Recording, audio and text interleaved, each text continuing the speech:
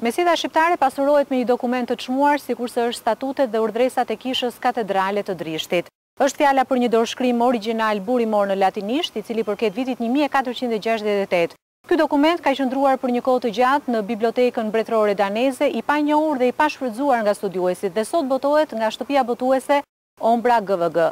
Zoti Tafa, çfarë është ky statut me një rëndësi jo vetëm për fushën e albanologjisë, por edhe të krishtërimit, sigurisht edhe për historinë e së drejtës? Është një bur i çmuar në elementin e historisë mesjetare, ndërkohë është një pikë orientuese për vetë historinë e krishtërimit. Statutet dhe urdhëresat e kishës katedrale të Drishtit janë dokumenta origjinale që boton për herë të parë në këtë formë në gjuhën shqipe, ndërkohë që bashkëqërohen materiali origjinal në latinisht i krahasuar me materialin në shqip. Ishte Palengjelli ai i cili grumulloi, sistemoi dhe nëpërmjet orientimeve dhe kontakteve të shumta që ai siguroi me njerëz të shkolluar të ditur të Drishtit, arritën në formën përfundimtare që janë edhe sot. Është një botim i cili pasurohet dhe shoqërohet me një studim fundamental të albanologëve të shquar kroat, Milan Shuflaj dhe Viktor Novak.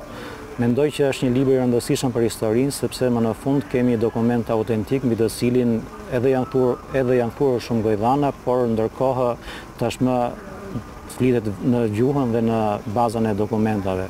Si arritën në këtë dokument kaq të vyer dy studiuesit që e përkthyen atë nga latinishtja, Etleva Lala dhe Musa Ahmeti, pasi vetëm në vitin 1916 studiuesi kroat, albanologu i njohur Milan Shuflaj, ka shkruar për statutet dhe urdhresat e kishës katedralit të Drishtit. Pas një pune shumë vjeçare dhe hulumtimeve të gjata në bibliotekën dhe në arkivat e Zagrebit, kryesisht në fondin e arkivit të Milan Shuflaj, nëpërmjet komunikimeve të shpeshta tek studiues dhe personalitete që kujdesen dhe mirëmbajnë këtë fond, ato arritën në gjurmët e këtij dokumenti, i cili çonte dhe orientonte në bibliotekën mbretërore të Kopenhagenit. Por historia e këtij materiali është sektues, i cili fillon para vitit 1916, në të cilën Milan Shuflaj i kishte kërkuar bibliotekës dhe arkivës shtetërore të Zagrebit, arkivës shtetërore të Vjenës dhe asaj të Budapestit që të siguronin mundësimin e financimit të blerjes së këtij materiali i cili gjendet në Kroaci.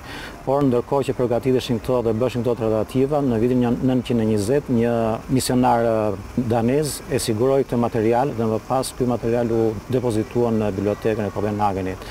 U arrit në vitin 1925 që ky material të bëhej të fotografohej dhe në duart e Milan Shuflaj të ra një pjesë e këtyre materialeve për të cilat ai më pas kreu studimin e famshëm i cili është integruar brenda këtij materiali.